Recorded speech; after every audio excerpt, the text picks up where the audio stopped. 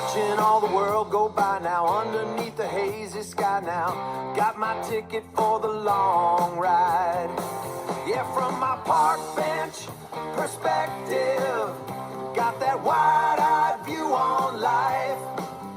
My park bench perspective, helping me to win the fight.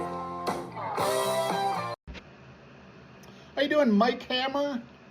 Hello, Carlos Figueroa. I am well, and thank you for asking. How the heck are you doing? I'm doing really well. I'm thinking back to my youth. I'm going to tell you a little story about my mom and dad, Carlos and Maria. Carlos, you don't do that when I do my best imitation? Oh, no. No. When I tell the stories, Pam always says you have to do it in your mom's voice, and I do it for loving reasons, not. When I'm sitting here with you on the bench, it feels like I just saw your mom at the door. Carlito, Michael is here to play with you. Casi baseball field. But yeah, so both my parents are from Cuba, so they had very thick accents, and we belonged to the little Lutheran church on the corner, kind of very close to your house there on Cedar Lake Road in Hampshire. And my mom there was like a prayer group or stuff, and my mom was hosting, and I, at the time, was a 15-year-old boy, so my walls were covered in posters. And my mom said, no, I cannot have the ladies from the church seeing those posters. And my mom's like, Maria, this is my house, and they don't like it. Well, see if he can close the door. And, of course, the things that my mom was concerned about was I, just like every red-blooded American male in the 1980s, had a picture of Farrah Fawcett on the wall in a swimsuit, in a red swimsuit. Red one piece with her knee kicked up, kind of chewing on one of her fingers. Yeah. That smile that looked. That $1 million smile, the hair, the Farrah hair. It was something else. But so we thought made me think, like, what other posters did you have on the wall in the 70s and 80s? Did you have any wall art? The Farrah one. I do know that I had the Led Zeppelin with the Zeppelin actually album cover crashing. You know, it's funny, I do remember this more than I remember my walls, because I guess I was like, I'd go to other people's houses, look at their walls. Yeah. Mine, I was like, this is my wall, but I want to look at it. But I remember going to like the fun shop. Yes. And stores, even Zayre's had it, where you would look for the posters on these big poster-sized metal things where you'd flip them like you're going through a huge. And let's take a moment real quick, because you and I just assume things. We're shout out to our friends, the Chastain family, Eric and Chuck. They had Rick and Chuck Senior, dude. They had the. He had the fun shop. They had the fun shop, the Knollwood one, and it was a fun hangout. But yeah, they had posters, and we'd go there, or we'd go to Ridgedale, and we'd go through all the posters, and you grab one, and then if you liked it, you walked around with the tube. The tube, and you went home and you tried to find some masking tape. Yes. Well, first of all, get it to be flat. That was not a one-person job. And then level. And level. Were yours level? Mine weren't. I don't know what level meant back then. I didn't know that was a concept, but it was funny back then, because you're like, now everybody has thumbtacks, push tacks, whatever. Yeah. They come after you know, and tape. Everybody's got. Yeah. Back then, you're like, these were things that they weren't a scarcity, but you just didn't go. It was a work of art. You didn't have the abundancy of, I got too many rolls of tape laying around, or all these damn tacks or whatever. You just like, where's the tacks? Well, where do we put the tack? Well, where do we put them? Nobody knows. But one that I had the black Lamborghini Countach. Yes, this was probably the late 80s. That was a big one I had. That was very popular, kind of. The 80s was the consumption yuppie time, and the for me the Lamborghini was the symbol of success. Happiness is. Who did you say? You brought up before we started talking. Someone, a good friend of ours, Brian Madge, had what? Yeah, he had one. He had the ad for Soloflex, and their tagline was, "A hard man is good to find." Ain't that true? I will tell you another one. I had the Zeppelin one. It wasn't crashing, but it was a black light. So, yeah, it was funkadelic. I do remember having the smaller version, not the bigger one, but the Easy Rider. Yes. The classic one where they're on that. Remember Hard Skis? Hard Skis had a lot of posters. Yes, They're they a did, good yep. marketing project. Yep. Good for them. I think they gave them out. Obviously, if you were given, I have a trivia question for you. yeah, Okay, everybody knows the iconic Farrah Fawcett red swimsuit Yeah. set the record for most selling posters. interesting. Do you know what poster replaced it as the #1 selling poster immediately after? Is it would it be a female on there? No, it would not. John Travolta? No, it is not. It is somebody that Huh. plays one of our favorite games. Baseball. In that era, would it be East Coast, West Coast team? West Coast. Steve Garvey? Nope. Fernando Valenzuela's When he's poster. looking up. Yeah, and In the you know, I mid- mean, mid-wind you up? know, I can say this because I live in a glass house. You know, chubby Latino man became the #1 selling poster, and yeah, that was fun. You know, something else that I had decorating my room back then. I don't know if you remember this, but back in the '70s, the RC Cola Company Yeah. started putting like baseball players on the side of the cans. They were Yes. almost like baseball cards, and we An would oval go crazy. picture of them. Oval and a picture little of 'em. description at the bottom. Yeah. Almost like a trading card. And we went crazy. We wanted to get them all. Oh yeah. I remember. Lot I mean, of every penny I could scrounge up was going to buy RC Cola, which I didn't really Cans. honestly taste like crap. But See, I must have liked it because I bought so many that you could tell. they got you hooked that way. You know when you're drinking an RC versus because they do that funny people now the Pepsi Coke Yeah. challenge whatever, and I think but you know RC Yeah. because it's just a little bit off. Does RC Cola still exist? I don't know. We have the handheld computers that double as a communication device So, here. while you're looking that up, I won't call you Jamie. Jamie, look that up. So I remember, you know, we're at Elliott School. I don't know what, but it was you and I remember somebody that was a year ahead of us in school, Mark Stone King. Yes. And we would head down to Westwood Deli Yes. before our school at Elliott and dig through the cans because we're looking for pictures of ones, you know, kind of, I guess the equivalent, you know, some 20, 30 years later was the Coca-Cola cans with names on them. You know, people would do the same thing, dig for them. But And Mark was in our hood, but back to when our neighborhoods were huge. Yeah. He was on the east side Oh, yeah. of the Elliott neighborhood. He Yeah. was on Kentucky. Was he at Kentucky? No, he wasn't. he was on Jersey. Jersey, yeah. Yeah. Up the hill on Jersey. But we would meet over by Jersey Park, kind of, Mhm. and we would walk up there, and he always Yeah. had to lug his saxophone. Yeah. And he put it in his Newspaper carrier bag, yep. And we'd go into Westwood Deli because he was into baseball Yeah. as much as we were. That's Yeah. that connection. And then shout out to his dad, Bradley. He was big into baseball too. Yeah. So we had fun doing that. That was and when you couldn't find a new one, Yeah. but then if you found 3 and you only had money for 2, Yeah. Well, and of course, I'm cheap. I'm not thinking about resale value. I drink them, you know, Yep. because even though I thought it tasted like ass, I'm like, well, I paid for this. I'm going to drink it. But you start having a bunch of open pop cans in your house, and that attracts fruit flies. So you had to remember to wash them out. Does it seem like this? Okay, yes, RC Cola still exists. Royal Crown Cola is still made and sold today, owned by Keurig, Dr. Keurig owns Dr. Yeah, good for that. Keurig owns it, huh? No, did RC stand? See, I want to say it stands for Royal Crown, It is Royal Crown, but it's Cola. not the good stuff. That not Crown Royal. Crown. Oh, backward. Yeah. Now I got it. Well, So, everything was Crown Royal. And then Yeah. when the big stop drinking came Yeah, out, they came yeah. out with Can I tell your Crown Royal story? yeah. Are you sure? Oh yeah. All right, so total tangent, but if you're still listening to us at this point, you're used to this, and maybe you even like them. But pivot. We pivot back. But 20 years ago, it was early 2000s. Mike and I are in Vegas. We're staying at Bally's, kind of, you know, the old MGM that became Bally's, which is now the Horseshoe. But we were staying at Bally's, and we're playing blackjack, and we would play blackjack for extended periods of time, like 4 or 5 hours. But you're gonna Crown Royal segues into Grand Yes, great. Oh, that, you know what? It wasn't Crown, because sometimes you do Crown Royals, but you know what? You're right. My memory is bad. You were drinking Grand Marnier with a coffee backer. Until the sun came up.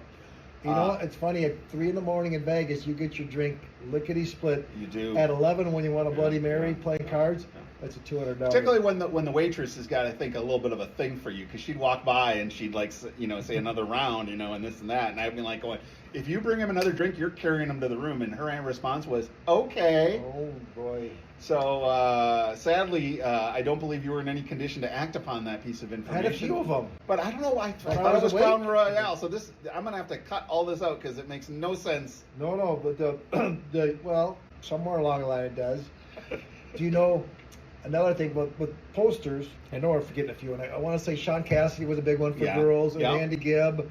And well, there was the Tiger Beat magazine would have the little fold-out posters, you know, Leif Garrett and Sean Cassidy and Scott Baio and. Okay, Carlos, those are coming way too smoothly off of your lips. So. Well, no, because you were in girls' bedrooms. Thank you. See, well, actually, it's the truth, but a little bit of that. But another thing, we had kind of posters, but remember the cool beer memorabilia? Oh, yeah. We're talking about the RC Cola. Hams had the coolest. Oh, yeah. And they were posters. They weren't neon signs back then. They were like the model signs of the river flowing through it. So it was really interesting lights, but the bear was real and it would spin. Mm-hmm. And my dad had a number of these, and I don't know, they're worth whatever. I know in my mind they're worth more to me memories wise than. Those old ham signs are worth a fortune. We put it into that, and it's funny how we shift our mood from how cool they were to, fuck, I got ripped off because I didn't remember to hang on to it, and I could have monetized it, and I'm trying to go back to, but the stories are priceless. Exactly. The money you get from selling those are. Well, let me ask you this. So my mom's sister, Leonor, was married to her husband, Eduardo. And they owned a convenience store in Los Angeles in the 70s, 80s. And, you know, not being in Minnesota, you could sell liquor. Yeah. And he had the coolest stuff in his house that were like, you know, the distributors gave him, like marketing stuff that they would give to people that sold liquor. So he had like the cool Elvis bottle, and it was actually sad. They had an earthquake there and some of the stuff came off of his shelf, but he had the coolest things. So the reason I bring it up is I'm curious, you were in the bar business for a while. Is there an equivalent? Do the distributors give you stuff or special stuff? Well, when I had my bars and worked in them and whatever, we'd get the neons. Yeah. And the one we started when we opened the one in Stillwater and actually the one in Somerset. The big one at that time was the Northeast. Yeah. The green one. Yep. Remember when we were done in the business and they were coming and we were closing doors or whatever, for whatever reason. That's for another story maybe. But the sales rep for Northeast came in. They like right when he heard about it. I need that. I need that neon because that was one of the most popular. Yeah. But I still got when I got a big Budweiser. It's back there. I point to this room that nobody can see. You know what? The pointing is great on audio only podcasts. Yep. It's a big one of the Twins and a baseball glove, and it says Twin Stadium. It's a Budweiser one. Then I have a Viking one. I didn't keep too many because it's kind of like. They're hard to move because the neon, those little bulbs. I've lost a few because I broke them, so I guess I didn't lose them. I threw them. I'm trying to think now. So, like expanding worlds posters, I have. Shout out again to our friend Chuck Chastain, who when he had the poker store, was able to hook me up with quite a deal, which I think was free, on a poster that is the Rat Pack. Oh. So it's it's like drawings of the Rat Pack sitting around, and it's a big one. Yeah, you've got one here. Royal Flush. What was that? Elvis, Marilyn Monroe, James Dean, and I think that is. Also looks like Christopher Walken, but it's got to be Frank Sinatra. Yeah.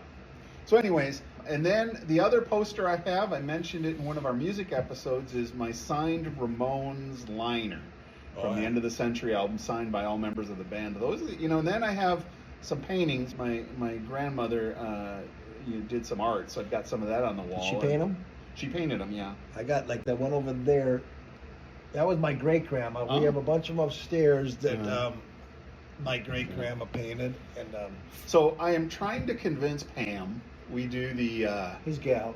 Pam is my gal and my better half.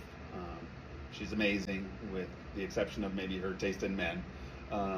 She's pretty amazing, but She's lucky. I'm trying to convince her to do what I kind of try one to of those tell Annie all one the of those time. like Roseville community ed things. Yeah. They have like a Bob Ross night, and I'm like, come on, let's Bob Ross it. Let's gummy it up. Let's Bob Ross painting, and then let's put it right over the sofa, whatever we come up with. You know, we've done stuff like that before. We did like a arts and craft things where we had to make ocarinas. Do you know what ocarinas are? Yeah, we made ocarinas, and we still have them. They catch dust. Kind of like when we'd go on cruises and my kids were younger, we'd Yeah. go to the art project room. Yeah. They do that for adults too.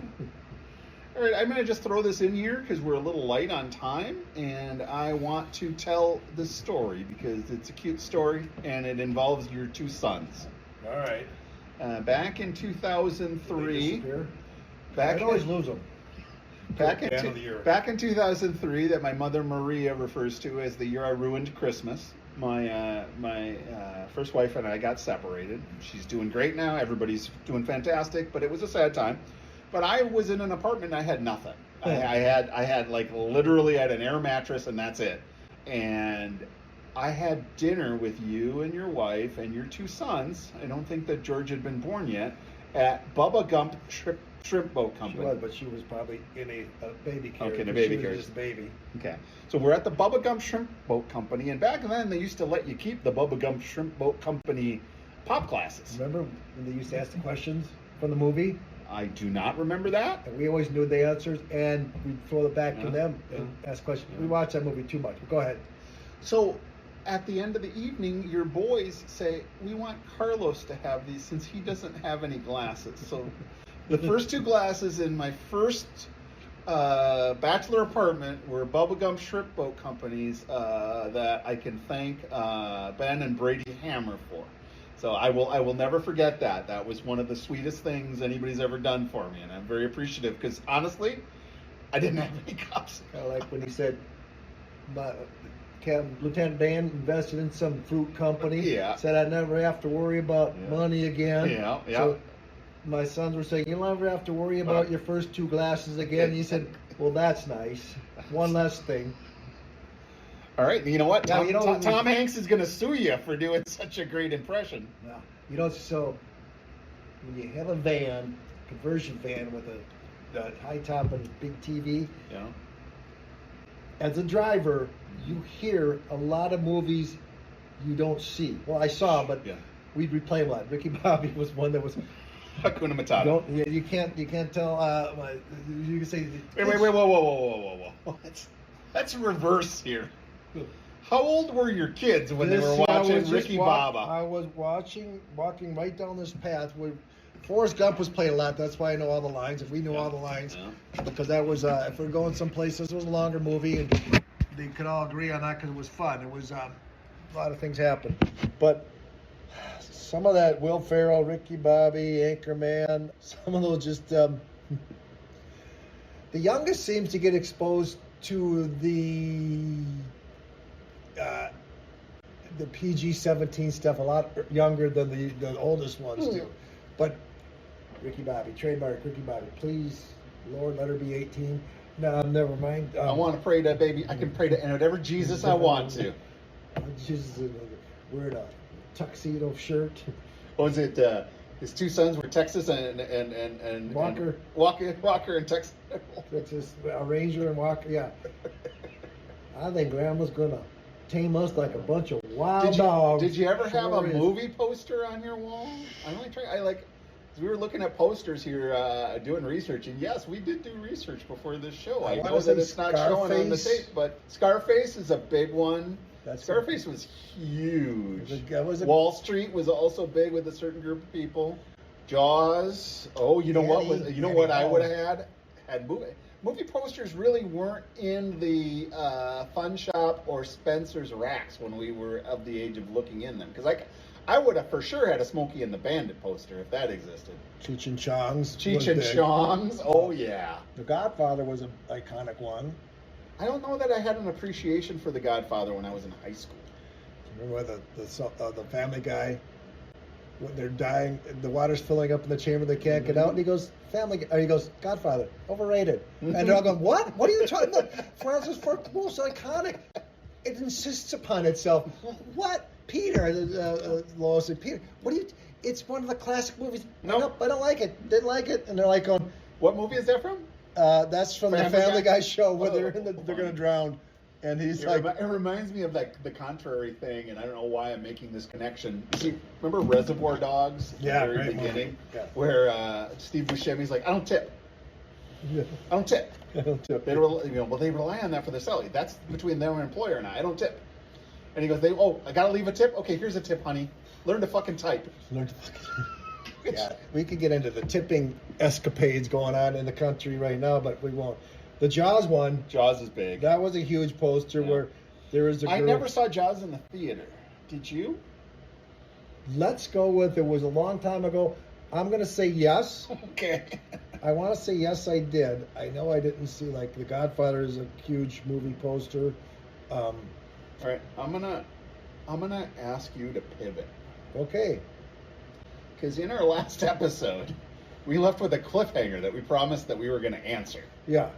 Which one? About how St. Louis Park got its name and where in St. Louis Park was downtown St. Louis Park. And I want to insert it, but let's talk more posters here, but let's not leave people hanging. Last one. Remember the Warriors, the movie The Warriors, Escape from Cyrus and the gang? You and I, we saw it at the Skyway Theater downtown, and that's one of my favorite movies of all time. When he's clinging the three Coke bottles together. We walked out of there kind of going, we're tough, and they're like, we're in Minneapolis. Yeah. We're like 12. Let's get on the bus and get out here. So do you remember, I'm assuming they don't do it now, but there was a time when NBA is the king of intros, right? Yeah.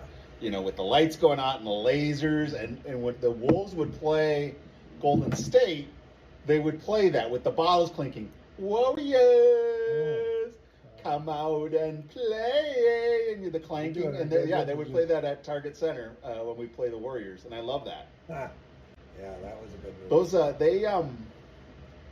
great movie.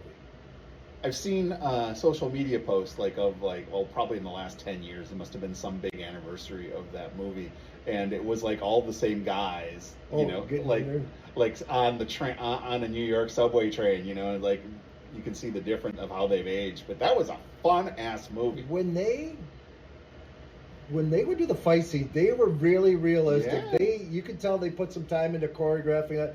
And then I can't remember the character, but he looks at the what were they called, the Bronx Bombers or something? The New York, they carry the bats. Yep. And then one guy goes, what I'm going to do?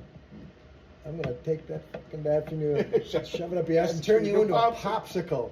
And pretty much did. And then he got nailed. Yeah. Oh, because he tried to rape the girl, he was undercover cop. Yep. Yep. So what's funny about that is it is actually a fun movie. It's got a great premise, but it also is kind of silly. Oh yeah. Like New York street gangs have outfits. Yeah. Beyond just the color. And they did this like in their life, because I do remember when I was in Europe during Carnival. Yeah. I was in Amsterdam for it, and then in Germany for it, and they dress silly, but they do that for that weekend. Yeah. Where it's funny in Europe, their neighborhoods are. We like St. Louis Park in our neighborhood. They're way into it. Their neighborhoods have like songs, like loyalty songs to that, and they dress up. And we'd on the train, and there's these grown-ass men singing these goofy songs they made up when they were young. Well, I don't know if you've spent time with New Yorkers, but it's funny because, we talk about our podcast, but you'll see New Yorkers like, oh, you were PS62, I was too, and it's just like that's that connection, Flatbush, and so you got a connection, and that's why we started this, is because we feel still, I haven't lived in St. Louis Park in 7, 8 years, and it's like going, I still feel like it's part of me. It will always carry something in my heart. And so we love telling stories about our life, but the main character of all of our stories is St. Louis Park, Minnesota, because that's where all this happened. Yeah, and it's funny because Minneapolis, St. Paul have neighborhoods, the Linden Hills, Yep. the neighborhoods. Yeah. They talk about it, and that's kind of where they grew up themselves. They're from St. Paul or Minneapolis, Yeah. but this neighborhood and St. Louis Park was kind of like the first extension of part of Minneapolis, but they broke out on their own, and that's why I said the Battle of France Avenue, because Minneapolis was pushing, but St. Louis Park kind of got established in the 18 whatever, and they had their own post office. So it was a big. When you had your own post office, you kind of put the flag in the ground, going, "We are here," and the lumber baron Thomas Barlow Walker, Walker Arts Institute, which is on the Minneapolis-St. Louis Park border, they But it was the St. Louis Railroad is the reason St. Louis, that Minneapolis. It was called the Minneapolis-St. Louis Railroad. Okay. And they didn't want to get it confused with St. Louis, Missouri. Yes. So that's why they threw the park in there. Gotcha. And but then the lumber baron, they put there was a downtown St. Louis Park, which Where was it? a lot of suburbs don't really have a downtown. You think of the big cities, but it was over by. Where would I say it was? Just when you look up on the map, it was Walker Avenue, which was at the time was called. That's over by the high school, sort of. By the high school, but just south of the football field. What's over there now? Kind of like the old the baseball field that was there. Well, they got those like little There's not that many of them left, but there's like that. If you take the non-highway road that gets you from like Park Tavern to the high school, there's those like little strip mall like businesses that are right there, but there's not a whole lot else. No, it was the roads were called. One of the reasons they pushed back on letting Minneapolis take over St. Louis Park to be part of Minneapolis, because there was a good chance we would have been that part, because they made a post office. They called the Elmwood from 87 to 1890, and that kind of would say, we got rights to this. And so they put the industrial downtown, it was by Wooddale Avenue, in current day it was along Broadway. They called it Broadway, which is now called Walker Street, which is on the north side of Highway 7, over by when you pass over 36, by there's a restaurant there now. It's been there for a while, but but that was considered the downtown. Okay.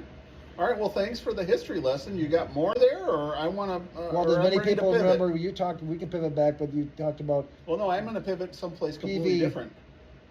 Not the PV. What was the other one I was talking about? Yeah, well, you got it. Okay. We're good. So, I got a question for you. This is something I thought about writing about as we was driving here. Got nothing to do with St. Louis Park. It's got something to do with something that's just like a bug up my ass about it. But there was a headline this week that said the Postal Service lost, I don't know, how many $1 billion, okay? How come nobody says, well, the Marines last year lost $100 million, or, OSHA lost money? Like, why? Where is the expectation that this government service should make money? Like, where did that come from? And why can't they lose some of it right in front of our bench we're sitting on? Lose the money there. But you're right. Yeah, well, exactly. Yeah, if they're going to spend the money. But the thing is, it's like going, if you are an older person, particularly if you don't live in a city, like the Postal Service is your freaking lifeline. It's not, and you continue to cut and cut and cut, and it's this is not political. This is just like, I just am curious, why did this particular function of government have an expectation attached to it? Like, who made that framing? Because it's like, it makes it look like the post office, it's losing money. I'm like, but who said it was supposed to be a for-profit business? Exactly. And the funny thing is, to steal it from a comedian, Nate Pagazzi, but he goes, the rumblings is amongst the elder when stamps are going up, and he goes, you go someplace, you go to a senior place, and oh my God, it's a tuck, stamps are going up, oh boy, what are we going to do? And you're like, and Nate Pagazzi, he always plays dumb, like, I didn't know what a stamp costs. He's like, what? Like, they're going up like $100, and they're like 4 cents. 4 cents, and this is the talk of the whole place. Why? And I keep thinking, every couple of just raise it a quarter Yeah. and be done for a few years. But here's the thing. Think about it, though. What's a stamp cost? 60 cents now? I don't know. 24 out of the forever ones. You never know. 70, let's say 75 cents. Think about that. Okay, we are sitting here in Woodbury, Minnesota, okay? Yeah. We're not in St. Louis Park right now. Sorry. We are going to record in St. Louis Park, though. Look for that real soon.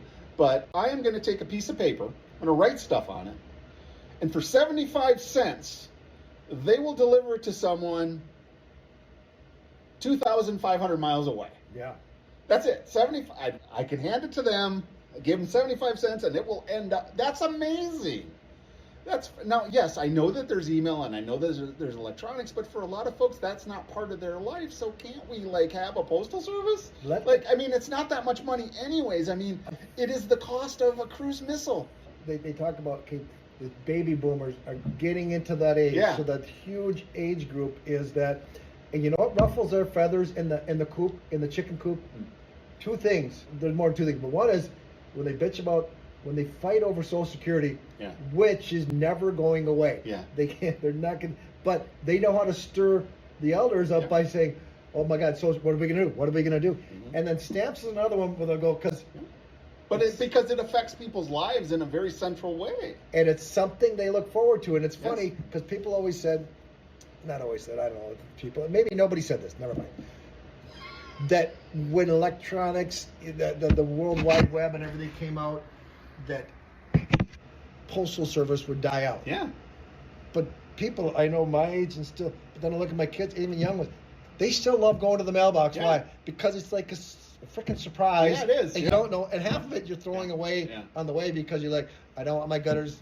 And the thing is, I can't tell you the last time I got a piece of mail that I wanted. It's been a bill or something. You know what I mean? It's not like, I get plenty of stuff delivered to me, but I don't consider that the postal service. That's the Amazon ferry that delivers it to my house. Every once in a while it's nice, and every once in a while my aunt and uncle, usually, and then my pseudo aunt Bonnie will send letters, and you're like, oh, nice. Yeah. But it's funny, most of it's junk mail or food advertisements, and you're walking back from the mail, and mine's across the street, because remember back in the day, like there were little holes in your front door, they put it in there, and your mail would fly across, or it was real close. But the food ones, you're like thinking, I'm hungry, and you're like, I'm gonna go here, and then you get the coupon, and then you forget where you put them, and then you're like, I'm not that hungry. I'm going to encourage people, because this is a lost art, send postcards when you travel. It means so much to people to get a postcard. It takes you 2 seconds. It's a shared memory. You're sharing part of your experience. Now, if you're sending a postcard from Maplewood Mall, they may not be as exciting for them as if you send it from Paris or Texas or France, but... Did you have any, I know the trucker, Chastain would send it from wherever he was stationed. I'd get him, and it would be like 3-4 weeks after he sent it. He would send it. Some other friends in the military would send some, and then my uncle. I remember when he was stationed and stuff, he would send them. I'd look back at him now because I was pretty young. But do you get any from, or do you remember any from people? Oh yeah, Cuba. Well, Cuba. Yeah, Cuba. We would get. No, my grandmother, my dad's mom. Actually, both of my grandmothers were writers, but multi-page, handwritten letters. My grandmas would send, and I still have boxes of those in my garage that I don't want to throw away, but I don't know what. And you could tell either they wrote it out a number of times, or they were good at it because there wasn't a lot of scribbling or back button, redoing it. They formulated their thoughts, took their time, and then wrote it in cursive. Yep, absolutely. Yeah, no, it's amazing to me. Considering how much backspacing and blank screens I look at when I try to write. Well, it was so, the mail, the U.S. Postal Service, when it came to Pony Express, was social media. It was, absolutely. I had letters from my grandma, my mom's mom, and she had older brothers and sisters, and we were reading this before my mom passed about a year ago, some of the letters that she'd get from her brothers that were in the service. Yeah. And she'd get them written either to my mom, or sometimes my mom was get them from her uncles, but to my grandma, and they'd be like, just the time you found something out. And this was from my grandma's brother Hank, and they had a brother Art, and he said, I just ran into Art. We were stationed the same. I heard Grandma died a few months Yeah. ago. A few months, and that's when they'd find out. Like, Did you were telegrams ever a thing you remember in your youth? no, but I remember when we were some places traveling, you'd go to like that, but Western Union. Telegrams. We would say, because when For a money. relative died, no, Oh. a relative would die, and that's how we would let them know in Cuba, because our family didn't have a phone, so we could call the neighbor, and then the neighbor would try to have them there at a certain time, but sometimes just to get the information out, like Grandpa died, because you pay per letter or per word, so it was not a lot of detail in those telegrams. But I actually have. That's, my parents passed away in the last 5 years, and I still have much of their house in my garage and papers, and I remember seeing like telegrams and letters and kind of the paper trail of their lives. And it's hard to get rid of this stuff because I have my grandma's and then my mom's now, and you feel like you're throwing. And yes, you can But you have kids. I got nobody to give it to. I know your Oh. kids probably don't want it, but at least they should. Oh, we'll take it. Your stuff too, but there's certain ones. Everybody kind of comes into this nostalgia. I will say there was a time where I'm like, Yeah. letter from my great grandma. Yeah. I don't like it. Now you're like, oh, that's cool. So you hang on to it for the off chance that you might find it interesting or find it. But I find stuff from when we were young, from things that Yeah. letters. You even look back in your Yeah. yearbook when people would sign your yearbook. Yeah. Oh, and you'd yeah. wanna go around and the things they'd say, and then I look at my mom's yearbook and the things people wrote then, kind of the same thing. Hope you conquer the world and don't go to jail. Hey, I got a Carlos hack. I like it. I feel like you inspired me by some of your things I've noticed. When I was a senior in high school, I bought 2 yearbooks so that the one that Mom and Dad saw did not have what people wrote in it. And I feel like that was a smart move on my part, because there's stuff in my yearbook I would not want disclosed. Interesting. There is some stuff where, I think my mom saw it all because Yeah. we back to the Well, party one. we actually would, yeah. I mean, we didn't exactly keep a lot of secrets from Judy. Funny thing was, I got to just tell this because when we had the party one time at my house, and we told people we decided to have a party at like 5 in the afternoon. Next thing you know, there's 300 people there, and the cops showed up and said, "Any adults here?" And I forgot my mom was there because we thought she was going out of town for the weekend, Yeah. and then she didn't. So she was Judy. She kind of went along with it, and Yeah. she was having fun, Mhm. and it wasn't like anything bad happened. But when the cops said any adult, we had to put her in her bedroom, Yeah, in her closet, stay here, Don't be here. and don't come out. Oh, God. And then my Your my mom- brother would be there too. Now he was 12, Yeah. and my mom, whatever.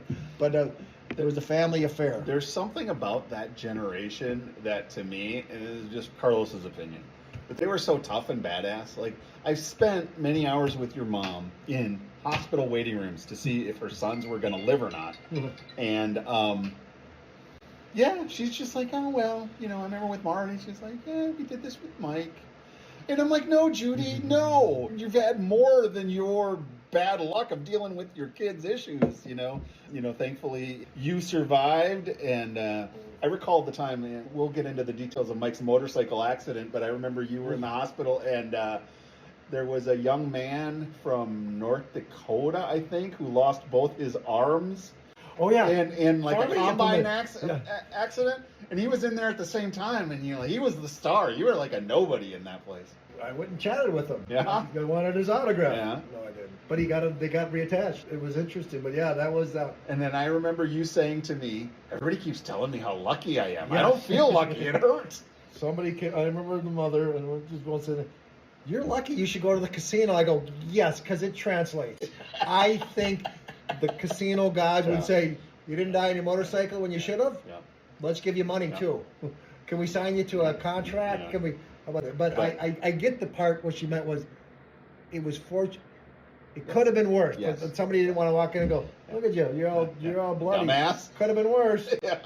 Well, yeah. Yeah, but once again, I loved your mother so many different reasons, but she just had that attitude from that generation. Was like, okay, no panicking, no freaking out.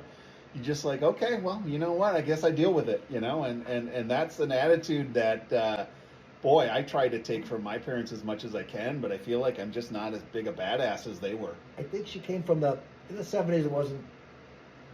No, but she was got born divorced. she was born in the 40s, right? She got divorced in the 70s when it wasn't a popular thing to do. What year was your mom? I mean, she's 77. They got divorced. So no, but what year was 41 she she was born. 41. Okay, so I that like to say Bob Dylan and her. she's Pam's dad's age. Yeah. So I think divorcing as a mom, yeah. not very well off. Well, basically, she went from housewife to like, you're out. I got to get a job. I got to support my kids. She was one day at a time. I mean, it was she just was but she had 2 sons and a daughter rather than 2 daughters. And I know I kind of go with that. How we just got I got that we'll figure it out thing because I know she tells me that me and Michelle. Yeah. We pushed for her to leave and to kick him out. Yeah. And I kind of remember that, but it's kind of like you didn't want to be that family that got divorced because it was a stigma to a certain extent. Not. But after it happened, and the way she was inviting and everything, people wanted to come to our house. Yeah. So we had a lot. It was kind of like community to help. I mean, I know that there were times when I was a kid that financially things were not great in my home, and I knew that, and I now know that was in a lot of homes, but it never occurred to me. It never occurred to me that somebody's family might be, I was oblivious to it. Once again, my world was very small, and I wasn't thinking about, I was thinking about the baseball game or the keg party. I wasn't thinking about, we knew there were wealthy families, but I did not feel poor, No, I didn't feel bad. I tell, there was friends with nicer houses, bigger, whatever, and it seemed like everybody wanted to come to my house more because it was easy. There wasn't a lot of expectations. Kind of like drop your ego at the door, come on in, and with a lot of pretense. And I remember this, people didn't get it, and I tell people they're hard up, but things are going to happen. I remember having to help pay the mortgage at a teenage year. I mean, still in high school, going, I can give over some of my paycheck or live in the street. Yeah. Just do whatever. And it didn't seem like it was a hero thing to do. Like, oh my God. I didn't need anybody to feel sorry. It was just. It was reality. She was courageous, got divorced, and then she had to get a job, support 3 kids. And we made it work. And, I don't know, builds character. You know what? I mean, I got a lot of character. I got. You are a character, but I mean, I think that anybody that knows Judy and her 3 kids knows what a great job she did. So she was, and one last thing, and we can sign off from this, and I tell people, and I know you can't totally relate, but people like to say I'm a great parent. You're like, they've been parents for millions of, thousands of years. They've been parents, so you're not standing up by being a good parent, and so don't have to tell me. That's between you and your kids, basically. Nobody needs to know it, but 90% of it's showing up. Yes. And I say this about my mom a lot when we talked about I always knew that my mom was going to be there. And there was metaphorical, but also in the brown, goldish recline or chair. If my friends came over, a lot of them, you included, barely would knock, would walk in, and you knew where Judy was sitting. Yeah, absolutely. And you go in and sit on the couch and talk to her. And I said, her gift was always being there. Yeah. The thing is, it's like when I feel like you grew up in the house with your mom, and I had it where we knew there were certain things our parents were going to be really pissed off about, but never not love us. No. Right? You know what I mean? It's like there would be consequences. But that did not ever make me feel like I wasn't loved. I had less of the consequences of worrying about being in trouble. Yeah. My burden was I never wanted to disappoint my mother. Yes. She really didn't ground me or do whatever because she's like, you're grounded. I'm like, sure, whatever that means. But I never wanted to see that look of disappointment or letdown in her eyes. That was crushing. Yeah. That's what kept me to toe the line by not getting caught. No, not doing stupid stuff where I would make her. Well, but that's a sign of respect, right? I mean, because she was always there. And and you're right. I can't relate, or I feel better. I can't speak towards how you build that in a home as a parent, because I didn't have that experience. But that is a tribute to our parents, right? That we Well, your But parents, that we are, our behavior has a line that our parents helped set for us. You know? like my mom, your parents were always there. Yes. I knew when I went knocking on your door, I Yeah. knew who was coming to the Yep. door, and if Yep. it wasn't a work day, Yep. I know where your dad would be sitting Yep. with Mickey and Gamby, Yep. Yep. watching the ball game. Yep. So, parents, I think, a little bit more so, that they taught us show up. Yes. Show up. You Yep. don't have to be perfect, Yep. but showing up. I mean, I talk about it with my dad, and these are sports parents everywhere. I mean, you all know, you got a kid that plays sports, you're going to be traveling, you're going to be going to tournaments, Yeah. you're going to be sitting around a lot, you know. I mean, Hot dogs. I'm sure that my dad had better things to do on a Saturday morning than to spend it driving a bunch of kids to Cottage Grove to play in a basketball tournament all day. I can guarantee you he had a lot better things to do, but he showed up. And I'll say this, he did and he didn't, because when I had the kids, and especially if all three of them had something going on that Yeah. weekend, Yeah. you had to pick and choose. Like, Yes. I don't like you that much this weekend. Yeah. I'm going to watch it. Yeah. But and you'd send them with I had money. the advantage of being an only child, so. Yeah, and you'd send them. And I remember back to my mom real quick on this. My like your dad and others understood her plight. Yeah. So they kind of grabbed me like, we got him. We'll grab Yep. him. We'll take him. Yeah. It wasn't like a burden or anything. It was like, No. Mike's got to Yeah. go to the game. Let's go. We got to. But I remember when my final child was done in sports, it Yeah. was almost like you were lost. Yeah. Going, I knew what I was doing based on their schedule. Well, you also had a community with the parents you built, right? Well, there's fun that, yeah, and each kid has a different parent group, Yeah. and there's some that are more fun. That there's some that in the hockey world. Let's just say the hockey parents are a little bit more, not in the bad word called, but they like to get away Yeah. an hour or two away at a place where it's Well, yes. as much about the kids' game as it is about My parents socializing. understanding, and this is I'm talking out of my ass here, but I've heard it from numerous people that the kids get their separate room at hockey tournaments because the parents want their room for partying. There is that, or there's a community room, or the hockey mom will make sure they can get the whatever the conference room as Yeah. much as they could. Yeah.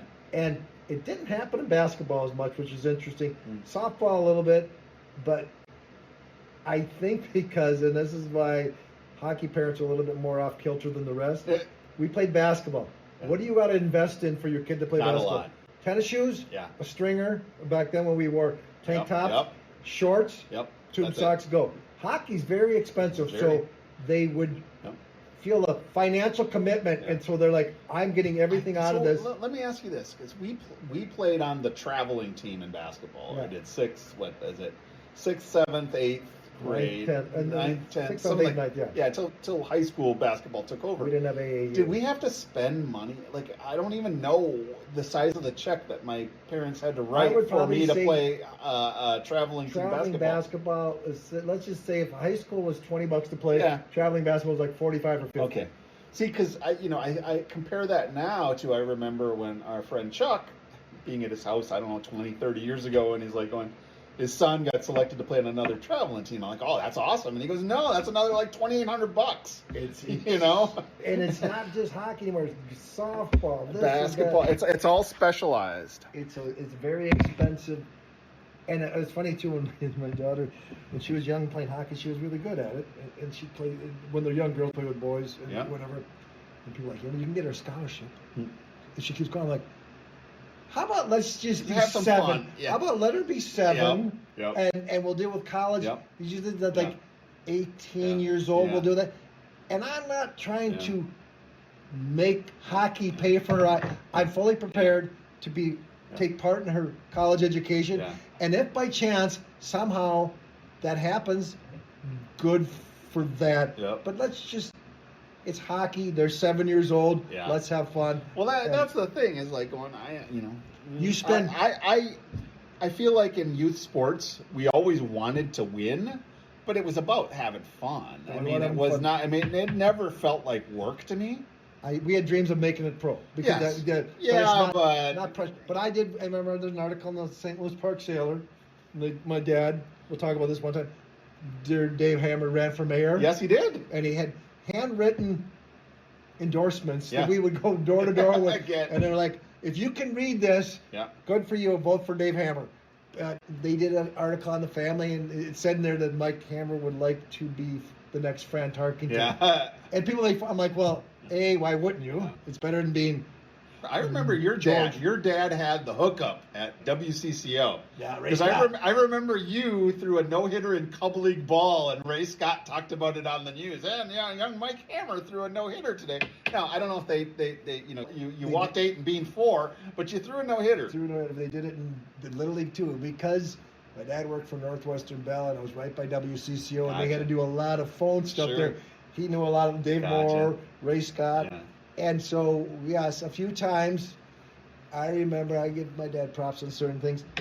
He'd make me watch the 10 o'clock news. Yeah. Did you hear it? Because I saw it live. I'm like, threw wow. one or two in Cub ball, like 5 or 6 in Little League. Yeah. A couple in Babe Ruth. Threw one in college, too. That was fun. But yeah,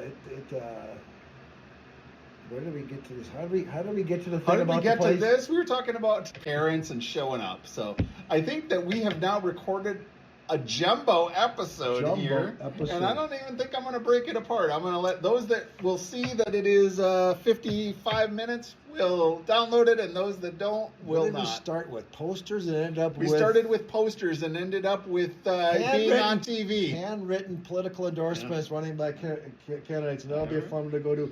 But, as you like to say... Yeah.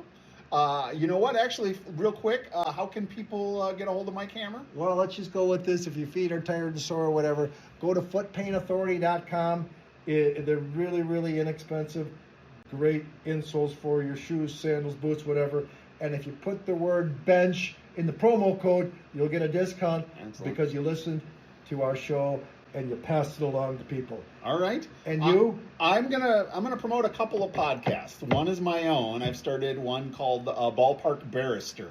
Can I be a guest? You certainly can. So far, I've just kind of thrown up some AI generated videos from my essays, but I hope to do it soon. And then I also want to recommend a podcast we talked about in our last episode by a classmate of ours, Ron Berry.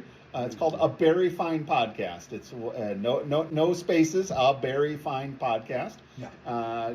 Check it out. Support another podcaster from St. Louis Park. So with that, Mike Hammer, I think it's time to get up off the bench. And Carlos and Hammer, Out. Watching all the world go by now, underneath the hazy sky now.